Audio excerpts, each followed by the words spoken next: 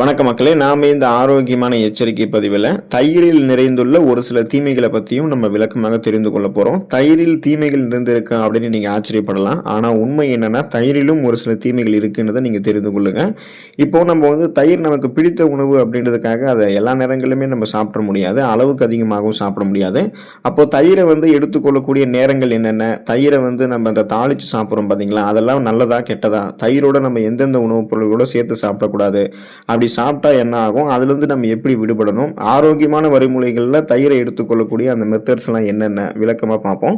அதை பற்றி பார்க்குறதுக்கு முன்னாடி இந்த வீடியோவுக்கு மட்டும் ஒரு லைக் கொடுத்துட்டு இந்த தகவலை உங்களுக்கு தெரிஞ்சவங்களுக்கும் ஷேர் பண்ணிவிடுங்க. ஏன்னா இது அவங்களுக்கும் பயனுள்ளதாக இருக்கக்கூடிய ஒரு ஆரோக்கியமான பதிவு தான். இது போன்ற அப்டேட்ஸ்கள் நீங்கள் தொடர்ந்து பார்க்குறதுக்கு நம்மளுடைய ஹெல்த் நியூஸ் தமிழ் சேனலை மறக்காமல் சப்ஸ்கிரைப் பண்ணி வச்சுக்கோங்க. பக்கத்தில் இருக்கக்கூடிய பெல் பட்டனையும் கிளிக் பண்ணி ஆல் அப்படின்ற ஆப்ஷனையும் செட் பண்ணி வச்சுக்கிட்டீங்க அப்படின்னா நாங்கள் போடக்கூடிய எல்லா அப்டேட்ஸும் உங்களுக்கு நோட்டிஃபிகேஷன் அடிக்கடி சேரும். சரி வாங்க மக்களே, இப்போ வீடியோக்குள்ள போயிடலாம். குழந்தைகள் முதல் பெரியவர்கள் வரை அனைவருக்கும் விருப்பமான உணவு தயிராக இருக்கு. நம்முடைய உணவு பட்டியலில் கூட நம்ம தயிருக்கு மிக முக்கியமான இடத்தை தான் கொடுத்துருப்போம். ஆனால் நம்ம கால நேரம் பார்க்காம எல்லா நேரங்களிலுமே தயிரை சாப்பிட்டுட்டே இருக்கோம் அப்படின்னா அந்த மாதிரி ஒரு முறைகளில் தயிரை நம்ம சாப்பிடும்போது தான் நமக்கு பல பிரச்சனைகளை தயிர் ஏற்படுத்தும் அப்படின்றத மருத்துவ நிபுணர்கள், உணவு நிபுணர்கள் எல்லாருமே குறிப்பிடுறாங்க. அப்படின்னா தயிர் சாப்பிடுவதற்கு எது சிறந்த நேரம்னு கேட்டிங்கன்னா நண்பகலுக்கு முன்பான நேரத்தில் தயிர் சாப்பிடுவது ரொம்ப ரொம்ப நல்லதுங்க மக்களே. உடனே உங்களுக்கு யோசனை போகும், அது என்ன நண்பகலுக்கு முன்பான நேரம் அப்படின்னு. அது ஒரு பிரேக்கிங் ஹவர்ஸ் அப்படின்னு சொல்லலாம். அதாவது பார்த்தீங்கன்னா காலை உணவுக்கும் மதிய உணவுக்கும் இடைப்பட்ட ஒரு நேரம் இருக்கும் பார்த்தீங்களா, நம்ம பிரேக் எடுக்கக்கூடிய நேரம். அந்த நேரங்களில் நம்ம தயிர் சாப்பிடலாம். அந்த மாதிரி நேரத்தில் தயிர் சாப்பிடும்போது நமக்கு எந்த பிரச்சனையுமே ஏற்படாது. ஆனால் நம்ம எந்தெந்த நேரங்களில் தயிர் சாப்பிடக்கூடாதுன்னு பார்த்தீங்கன்னா வெறும் வயிற்றில் காலையில் எப்போதுமே நம்ம தயிர் சாப்பிடக்கூடாது. ஆனால் பல பேர் வெறும் வயிற்றில் தான் காலையில் அந்த பிரேக்ஃபாஸ்ட்டுக்கு தயிர் எடுத்துக்குவாங்க. ஸோ அந்த மாதிரி நீங்கள் சாப்பிட்டீங்கன்னா உங்களுடைய அந்த நரம்புகளில் இறுக்கங்கள் தென்படக்கூடிய அந்த பிபி அப்படின்ற பிளட் ப்ரெஷர், ரத்த அழுத்தம் சார்ந்த பிரச்சனைகள் ஏற்படும். ஸோ இனிமேல் அந்த வெறும் வெயிட்டில் தயிர் சாப்பிடக்கூடிய பழக்கத்தை நீங்கள் விட்டு விடுவது நல்லது. எப்படி நீங்கள் வெறும் வெயிட்டில் தயிர் சாப்பிடக்கூடாதோ அதே போல் ஒருபோதும் இரவு நேரங்களில் தயிர் சாப்பிடக்கூடாது. இரவு நேரங்களில் தயிர் சாப்பிடும்போது உங்களுக்கு சளி, இருமல், இந்த தொண்டை வலி, காய்ச்சல் இது மாதிரி உங்களுக்கு ஏற்படலாம். இல்லைனா உங்களுக்கு ஆல்ரெடி இந்த ஆஸ்துமா பிரச்சனை, சுவாச கோளாறுகள்லாம் ஆல்ரெடி இருக்குன்னா அவங்க இரவு நேரங்களில் தயிர் சாப்பிட்டாங்கன்னா இன்னும் அந்த மாதிரி சுவாச கோளாறுகள்லாம் அளவுக்கு அதிகமாக ஆகிடும். ஸோ ரொம்ப ரொம்ப கவனமாக இருக்கணும். எப்போதுமே வெறும் வெயிட்டிலும் இரவு நேரங்களிலும் தயிர் சாப்பிடக்கூடாது. அந்த பிரேக்கிங் ஹார்ஸில் தான் நம்ம தயிர் எடுத்துக்கணும். அப்போ கூட நம்ம தயிர் சாப்பிட போகிறோம்னா எந்த மாதிரி முறைகள் எடுத்துக்கணும்னு பார்த்தீங்கன்னா உரைய வச்சிருக்கக்கூடிய தயிரை தான் நம்ம சாப்பிடணும். ஸோ உரைய வச்சிருக்கக்கூடிய தயிர் மண் சட்டியில் உரைய வச்சு சாப்பிட்றீங்க அப்படின்னாலுமே உங்களுக்கு ரொம்ப ரொம்ப நல்லது தான். இந்த உயர்ந்திருக்கக்கூடிய தயிரில் காணப்படக்கூடிய நல்ல பாக்டீரியாக்கள், அந்த தயிரினுடைய ஈரப்பதம், அதனுடைய சுவை, இதுதான் உங்களுக்கு மருத்துவ நன்மைகளை கொடுக்குமே தவிர நீங்கள் தயிரோட வேற ஏதாவது ஒரு உணவுப் பொருட்களோட சேர்த்து சாப்பிட்றது, சூடுபடுத்தி சாப்பிட்றது, இது எதுவுமே உங்களுக்கு நன்மைகளை கொடுக்காது. இப்போ நீங்கள் பல பேரும் தயிரை சூடுபடுத்தி சாப்பிடக்கூடிய பழக்கத்தை வச்சிருப்பாங்க. நீங்களே பார்த்துருப்பீங்க. நாமளும் கூட அந்த தயிரை சூடுபடுத்தி சாப்பிட்ருப்போம். எண்ணெய் போட்டு தாளித்து அதை நம்ம அந்த கடுகு போட்டு மிளகாய் போட்டு சூடு பண்ணிலாம் எடுத்துக்குவோம் பார்த்தீங்களா. இந்த மாதிரி சாப்பிடும்போது கொலஸ்ட்ரால் பிரச்சனை தான் நமக்கு தயிர் ஏற்படுத்துமே தவிர நன்மைகளையே கொடுக்காது. இனிமேலும் தயிரை நீங்கள் சூடுபடுத்தி சாப்பிடாதீங்க. ஏன் தயிரை நீங்கள் சூடுபடுத்தி சாப்பிடக்கூடாதுன்னு கேட்டிங்கன்னா அதை நீங்கள் சூடு பண்ணும்போது அதில் இருக்கக்கூடிய ஒட்டுமொத்த நல்ல பாக்டீரியாக்களும் அழிக்கப்படும். தயிரில் இருக்கக்கூடிய ஈரப்பதம் போயிடும். அதில் இருக்கக்கூடிய டேஸ்ட்டே மாறிடும். ஸோ நீங்கள் வேற ஏதோ சாப்பிட்ற மாதிரி தான் இருக்கும். அதனால் பார்த்தீங்கன்னா அந்த டேஸ்ட்டுக்காக தான் நம்ம தயிரை அந்த உறைந்த நிலையிலேயே எடுத்துக்கிறோம், ஈரப்பதத்தோடு எடுத்துக்கிறோம். ஸோ நீங்கள் அதை சூடு பண்ணும்போது பாக்டீரியாக்களும் இல்லை நன்மைகளுமே கிடைக்காதுன்னா எதுக்கு நம்ம அதை சாப்பிடணும் அப்படின்ற மாதிரி ஒரு கேள்விக்குறியாயிடும். அதனால் தயிரை நம்ம சூடுபடுத்தி எடுத்துக்கொள்ளக்கூடாது. இப்போ நம்ம தயிரோடு ஏதாவது சேர்த்து சாப்பிடணும் அப்படின்னாலே நம்ம சர்க்கரை மட்டும் சேர்த்து சாப்பிட்டுக்கலாம். ஸோ சர்க்கரை சேர்த்து சாப்பிட்டோம்னா உடனடியாக நம்மளுடைய உடலுக்கு தயிர் எனர்ஜியை கொடுக்கும், அந்த ஆற்றலை கொடுக்கும்.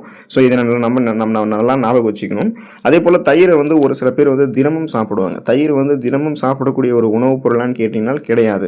தயிர் நம்ம தினமும் எடுத்துக்கொள்ளும் போது பிபி அப்படின்ற அந்த பிளட் பிரஷர் பிரச்சனை நமக்கு ஏற்படும். அதாவது நம்மளோட ரத்த நாளங்களில் கொழுப்பு படிவுகளையும் அது ஏற்படுத்தும், நரம்புகளில் இறுக்கங்களையும் கொடுக்கும். தொடர்ந்து நீங்கள் தயிர் சாப்பிட்டீங்கன்னா உடல்களில் ஆங்காங்கே வீக்கம் ஏற்படலாம், அரிப்பு ஏற்படுவதற்கு வாய்ப்பு இருக்குது, அக்கி போன்ற பிரச்சனைகள் கூட ஏற்படக்கூடும்.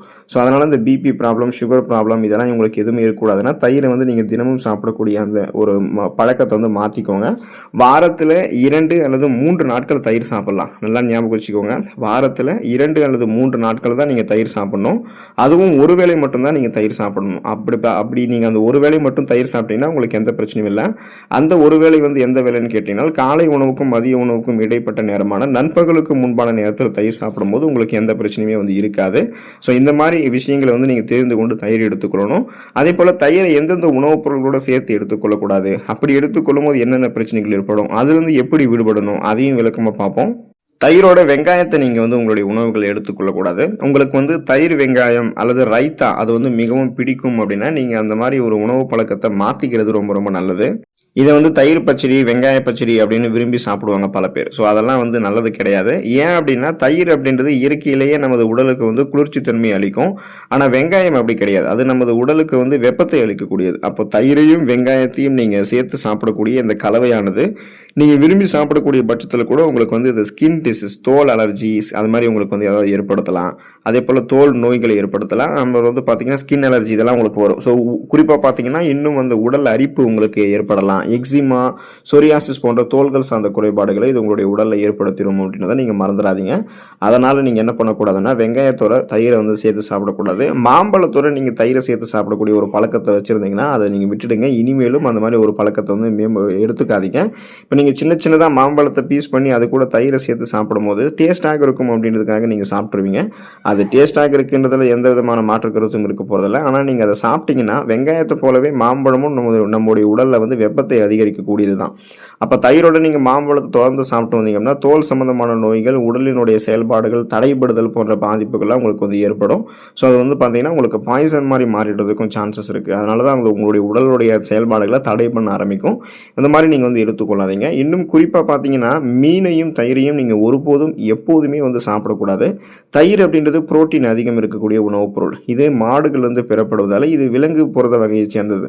அதே போல் மீனில் அதிக அளவில் புரதச்சத்து இருக்குது. இதுவுமே வந்து விலங்கு வகை புரதம் தான். எப்போதுமே நம்ம ஒரு விலங்கு வகை புரதத்தோட இன்னொரு விலங்கு வகை புரதத்தையோ அல்லது தாவர வகை புரதத்தோட இன்னொரு தாவர வகை புரதத்தையோ சேர்த்து சாப்பிடக்கூடாது. இது நமது உடலில் வந்து பல்வேறு பாதிப்புகளை ஏற்படுத்திடும். தயிரோட நீங்கள் மீன் சேர்த்து சாப்பிட்டீங்கன்னா அஜீரண கோளாறு உங்களுக்கு ஏற்படுவதோட வயிறு தொடர்பான உடல் உபாதைகளும் உங்களுக்கு ஏற்படும். ஸோ அதனால் நீங்கள் ரொம்ப ரொம்ப கவனமாக இருக்கணும். ஸ்கின் டிசீஸும் உங்களுக்கு வந்து ஏற்படுறதுக்கு வந்து வாய்ப்புகள் இருக்குது. அதனால் நம்ம தான் வந்து பார்த்தீங்கன்னா மீனோட தயிரை சேர்த்து சாப்பிடக்கூடாது. உளுத்தம்பருப்போட தயிரை நம்ம சேர்த்து சாப்பிடக்கூடாது. தயிரோட நீங்கள் உளுத்தம்பருப்பினால் செஞ்சிருக்கக்கூடிய உணவுகளை சேர்த்து சாப்பிட்டு வந்தீங்க அப்படின்னா அது செரிமானத்தில் பிரச்சனையை உருவாக்கி இறுதியில் வயிற்று உபுசம், வாயு கோளாறு, வயிற்று வீக்கம், வயிற்றுப்போக்கு அல்லது பேதி போன்ற மோசமான நிலைமைக்கு கூட உங்களை கொண்டு போய்விட்டுரும். உளுத்தம்பருப்பால் செஞ்சிருக்கக்கூடிய உணவுகளோ எதுவாக இருந்தாலும் தயிரோட நீங்கள் அதை வந்து எடுத்துக்கொள்ளக்கூடாது. அதே போல் பார்த்தீங்கன்னா எண்ணெய் நிறைந்திருக்கக்கூடிய உணவுகள், ஆயில் ஃபுட்ஸோட எண்ணெயில் வறுத்த பொரித்த உணவுகளோட தயிரை சேர்க்கக்கூடாது. இப்போ பார்த்தீங்கன்னா தயிர் மட்டும் கிடையாது, பால் மற்றும் பால் பொருட்கள் ஆயில் ஃபுட்ஸோட எப்பயுமே சாப்பிடக்கூடாதுன்னு சொல்லுவாங்க. ஏன் அப்படின்னா அதில் வந்து புரதம் அதிகமாக நிறைந்திருக்கும். இதுவும் பார்த்தீங்கன்னா நம்ம எடுத்துக்கொள்ளக்கூடிய இந்த எண்ணெயிலையும் வந்து செரிமானத்தை வந்து உங்களுக்கு அது மேம்படுத்தாது. ஸோ செரிமானத்தை வந்து பார்த்தீங்கன்னா தாமதப்படுத்துறது மட்டும் இல்லாமல் உங்களை விரைவில் வந்து சோர்வடைய செஞ்சிடும். இதன் காரணமாக தான் நீங்கள் நோட் பண்ணியிருக்கலாம். இப்போ எப்போது வந்து நீங்கள் ஆயில் ஃபுட்ஸ் சாப்பிட்டதுக்கப்புறம் பால் மற்றும் பால் சார்ந்த பொருட்களை வந்து நீங்கள் எடுத்துக்கொள்ளும் போது சீக்கிரமே உங்களுக்கு வந்து தூக்கம் வரும். அதுக்கான காரணம் என்னன்னா இது வந்து விரைவில் உங்களை வந்து சோர்வடை வைக்கும். அந்த எண்ணெய் பொருளும் பாலும் அல்லது வந்து அந்த தயிரும் சேர்ந்து அது ஒன்றா செரிமானமாகக்கூடிய அந்த நேரம் வரைக்குமே மெதுவாக செரிமானமாகதால் அது வரைக்குமே நீங்கள் வந்து ஸ்ட்ரெஸ், டென்ஷனாக அப்படியே சோர்வாக தான் தென்பட ஆரம்பிப்பீங்க. சுறுசுறுப்பு அப்படின்றது உங்களுக்கு இருக்காது. அதனால நீங்கள் தயிரோட எண்ணெய் நிறைந்திருக்கக்கூடிய உணவுகள் வந்து எடுத்துக்கொள்ளாதீங்க. ஸோ குறிப்பாக பார்த்தீங்கன்னா தயிர் என்னதான் ஒரு ஆரோக்கியமான ஒரு உணவுப் பொருளாக இருந்தாலும் இப்போ பார்த்துருக்கும் போது உங்களுக்கு தெரிஞ்சிருக்கும் தயிர் அந்த சாப்பிடக்கூடிய நேரங்களை பொறுத்தும் சேர்க்கக்கூடிய உணவுகளை பொறுத்தும் அதனுடைய தீமைகள் வந்து அதிகமாகிட்டே போகுதுன்றது உங்களுக்கு இப்போ பார்க்கும்போது தெரிஞ்சிருக்கும். அதனால் தயிரை வந்து ஆரோக்கியமான நேரங்களில், ஆரோக்கியமான அளவுகளில், இன்னும் குறிப்பாக ஆரோக்கியமான உணவுகளோட மட்டும் சேர்த்து சாப்பிடுங்க. சேர்க்கக்கூடாத உணவுகள்லேருந்து தயிர் கொஞ்சம் தள்ளி வைங்க. அப்போ தான் அது உங்களுக்கு நன்மைகளை மட்டுமே கொடுக்கும். நீங்களும் நலமாக இருக்கலாம், நலமாக வாழக்கூடிய வாய்ப்புகளை பெறலாம். அடுத்த ஆரோக்கியமான பதிவில் மறக்காமல் சந்திப்போம். நன்றி மக்களே.